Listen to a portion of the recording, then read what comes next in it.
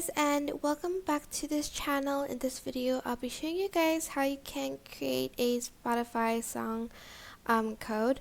So I'm just going to go to Spotify and go to my liked songs, and I am going to choose a song, click on the three dots and press share, copy song link, go to this website spotifycodes.com, go here and press paste, and then you are going to select get Spotify code.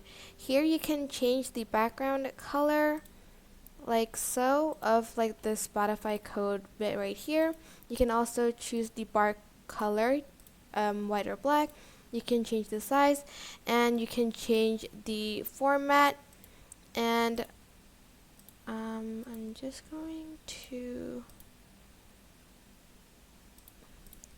choose this one, and then once you're done you're going to press download, and then it's going to be like this bit is going to be downloaded, and people can scan the code using their phones, like using their Spotify app. Later there's going to be like a camera on the search button, and that's where you can get your Spotify code. I hope this tutorial was helpful for you guys. Don't forget to like, comment, share, and also subscribe to this channel if you haven't done that. If you have any questions, just leave it in the comment section down below and I will try my best to answer them all. Thank you so much for watching. Bye!